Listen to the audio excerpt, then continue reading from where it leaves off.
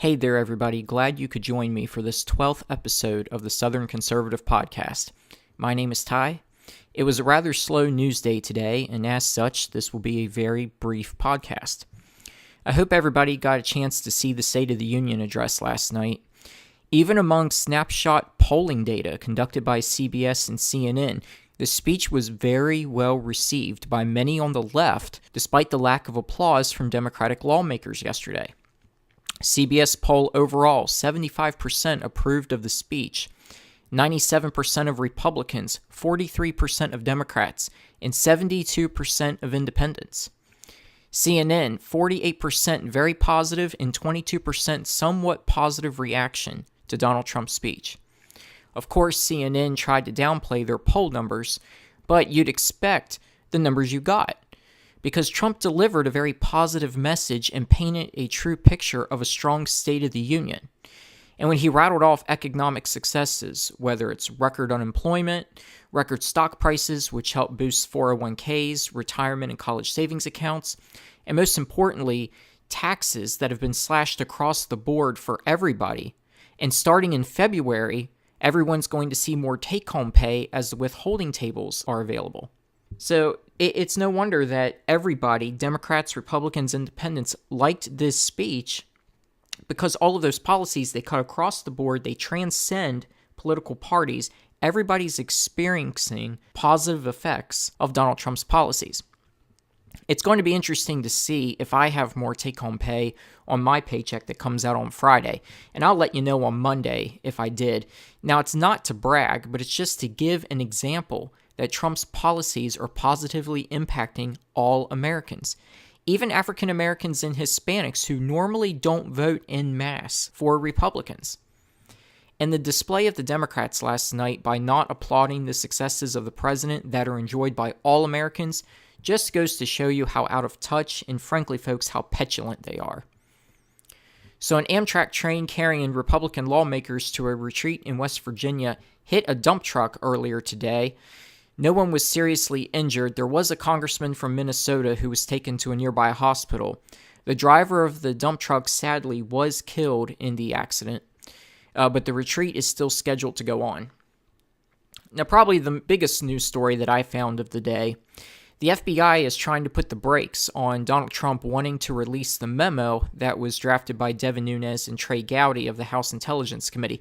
And by the way, folks, speaking of Trey Gowdy, news broke today that he announced he is not seeking re-election in November.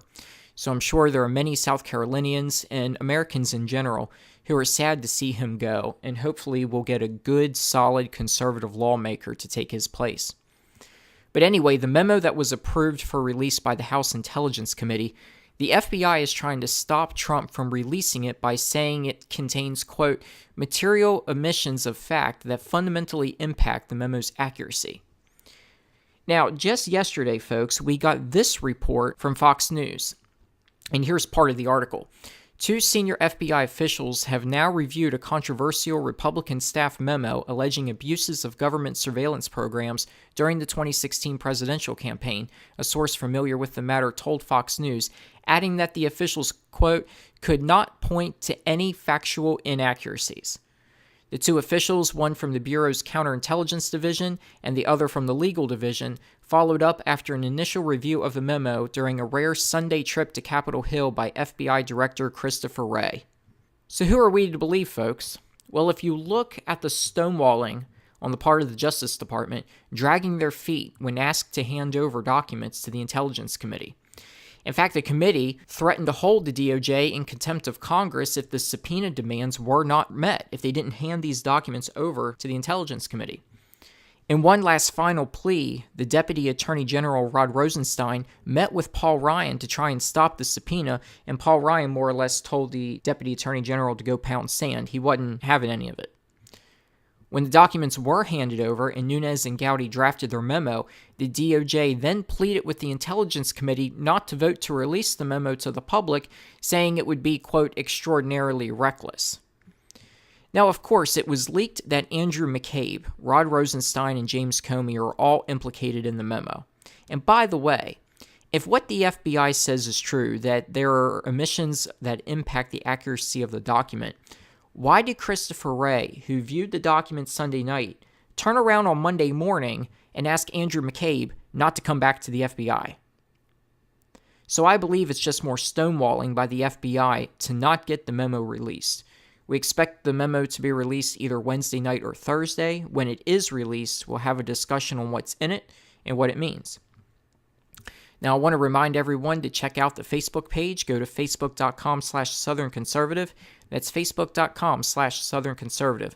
Go ahead and like the page and follow the daily news feed.